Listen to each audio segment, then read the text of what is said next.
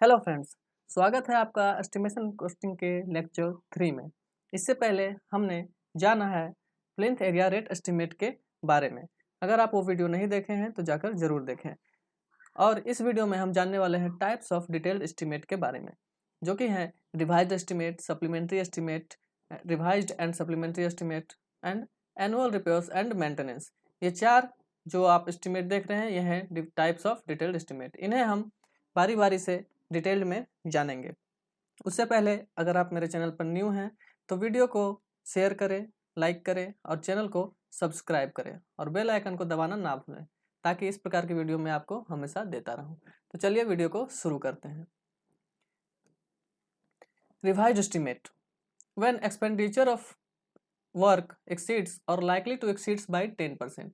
मतलब revise estimate हम तब करते हैं जब जो हमारा कंस्ट्रक्शन मटेरियल है या फिर जो हमारे मजदूर होते हैं उनमें उसका जो एक्सपेंडिचर यानी कि जो खर्चा होता है वो 10% इंक्रीज कर जाता है, 10% के वेरिएशन में आ जाता है, या फिर ज़्यादा हो जाए या फिर कम हो जाए, वेरिएशन 10% का आता है, तब हम लोग रिवाइज एस्टिमेट तैयार करते हैं। When original sanction estimate is exceeds or likely to exceeds by 5%।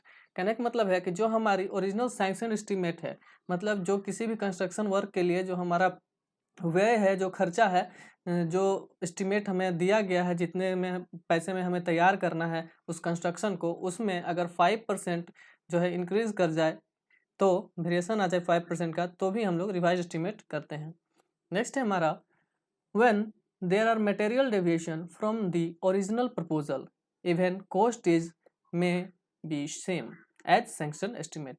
कहने का मतलब है कि जो हमारा रिवाइज एस्टिमेट होता है उसे इस कंडीशन में भी करते हैं कि जब हमारा मटेरियल डेविएशन हो जाए, किसी भी जो वर्क हम लोग कर रहे हैं कंस्ट्रक्शन वर्क, उसमें मटेरियल डेविएशन कहने का मतलब है कि अगर हम कोई भी जो सीमेंट है, मान लीजिए कोई भी मटेरियल सीमेंट हो गया, उसकी जगह पर अगर कोई और मटेरियल यूज़ कर लें, जैसे कि हमें सीमेंट यूज़ करना था 5 बैग्स और उसकी जगह मैंने 3 बैग्स में ही काम चला लिए, और उसकी जगह पर दूसरा मटेरियल ज़्यादा यूज हो गया, मान लीजिए ईंट उसकी जगह पे ज़्यादा यूज हो गए, तो उसकी जगह पर नहीं, मतलब कि सीमेंट कम लग गए और ईंट ज़्यादा हो गई, तो उस जगह पर भी हमारा रिवाइज एस्टिमेट किया जाता है।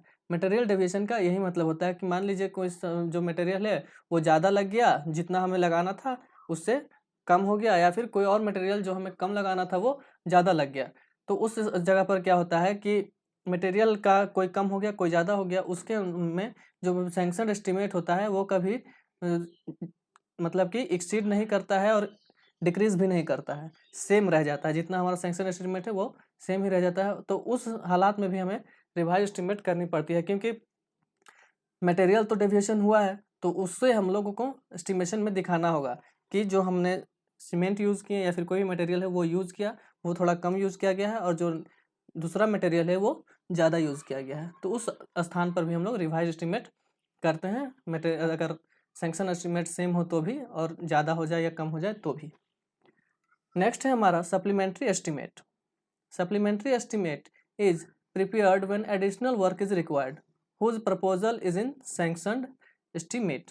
कहने का मतलब है कि जो हमारा सप्लीमेंट्री एस्टिमेट है वो प्रिपेयर किया जाता है किसी भी एडिशनल वर्क जब हमें रिक्वायर होती है। कोई भी कंस्ट्रक्शन अगर हम कर रहे हैं तो उसमें अगर कोई एडिशनल जो वर्क होंगे, जब मान लीजिए कि जो एस्टिमेशन दिया गया है, जो कंस्ट्रक्शन वर्क करना है, उसमें कोई ऐसा पार्ट हो जो कि ना उसमें दिया गया हो, उसके बारे में एस्टिमेशन नहीं किया गया है, लेकिन उस पर्टिकुलर कंस्ट्रक्शन को करने के लिए करना ज़रूरी हो गया हो, रिक्वायर्ड, उस स्थान पर उसकी ज़रूरत, मान लीजिए कोई रूम है उसके अंदर जो टॉयलेट की आवश्यकता है, लेकिन एस्टिमेशन में वो चीज़ शो नहीं की गई है, तो वो एक क्या हो गया, एडिशनल वर्क हो गया, तो उसके लिए हमें अलग से एक एस्टिमेट तैयार करना पड़ता है, तो उसे हम लोग कहते हैं सप्लीमेंट्री एस्टिमेट।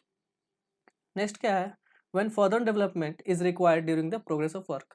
सेम चीज़ है कि जब कोई भी वर्क जो है, कंस्ट्रक्शन जो है प्रोग्रेस में हो और फर्दर डेवलपमेंट की ज़रूरत हो, रिक्वायर्ड हो, तो हम सप्लीमेंट्री एस्टिमेट करते हैं। It is fresh detailed estimate which is prepared for additional work. जो हमारा एडिशनल वर्क होता है, जो एक्स्ट्रा वर्क होता है, उसे करने के लिए, उसके लिए हमारा एक फ्रेश एस्टिमेट तैयार किया जाता है अलग से, उसे हम लोग कहते हैं supplementary estimate.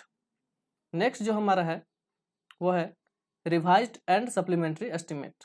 Revised and supplementary estimate, when a work is partially abandoned and cost of remaining is less than 95% of original cost। इसका मतलब यह है कि जो कोई भी निर्माण कार्य हो यानी कि जो कंस्ट्रक्शन वर्क है उसे आंशिक रूप से यानी कि कुछ वर्क करके मतलब कि हाफ हो गया हो और हाफ बाकी हो, कुछ आंशिक रूप से छोड़ दिया जाता है और उसका जो रिमेनिंग वर्क का जो कॉस्ट होता है, जो रिमेनिंग वर्क जो हमारा बचेंगे उसका जो कॉस्ट होगा वो 95% से कम हो, 95% से क्या हो, कम हो, तब जो है हम लोग रिवाइज एस्टीमेट करते हैं उस स्थान पर। मान लीजिए कोई कंस्ट्रक्शन वर्क है उसको पार्शियली किया गया हो और उसके बाद उसे छोड़ दिया गया हो, तो बाकी का जो नेक्स्ट जो रिमेनिंग वर्क होगा हमारा उसका जो कॉस्ट होगा वो अगर 95% से लेस होगा यानी कि कम होगा, तब हम लोग रिवाइज एंड सप्लीमेंट्री एस्टीमेट तैयार करते हैं उस जगह पर। उसके बाद है annual repair and maintenance estimate. The estimate is prepare to maintain the structure of work in proper order and safe condition. कहने का मतलब है कि हम कोई भी कंस्ट्रक्शन वर्क के पूरे हो जाने के बाद, पूरा हो जाने के बाद उसको अच्छा कंडीशन में रखने के लिए कि वो कंस्ट्रक्शन जो है ख़राब ना हो, तो उस क्या करते हैं, एनुअली हम लोग एक एस्टीमेट तैयार करते हैं एनुअली, जिसमें मेंटेनेंस चार्जेस जो आप सुनते होंगे किसी भी अपार्टमेंट हो या फिर कोई भी बिल्डिंग हो उसका एक मेंटेनेंस चार्ज लगता है, तो वो जो मेंटेनेंस है वो हम लोग annual repair and maintenance estimate जो होता है उसी को कहते हैं। यानी कि प्रॉपर टू मेंटेन, किसी भी कंस्ट्रक्शन वर्क का कंप्लीट हो जाने के बाद उसे प्रॉपर वे में अच्छे तरीके से अच्छे कंडीशन में रखने के लिए, हम लोग सेफ कंडीशन में रखने के लिए एक एस्टीमेट तैयार करते हैं, उसे कहते हैं annual repair and maintenance estimate. उसमें हमारा सारा कुछ उसमें गिवन होता है कि एक साल में हमें कितने पैसे जो होंगे पूरे कंस्ट्रक्शन को मरम्मत करने में लगेंगे, वो हमारा ये एस्टीमेट कहलाता है। तो ये वीडियो आपका समाप्त हो चुका है। नेक्स्ट लेक्चर के लिए आप हमारे साथ बने रहें।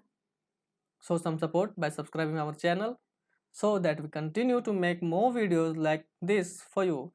It takes 1 second to click the red subscribe button, but making a videos require many hours of hard work.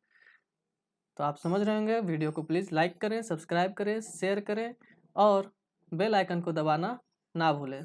Civil work Dhanbad आपकी सेवा में हमेशा तत्पर है। धन्यवाद।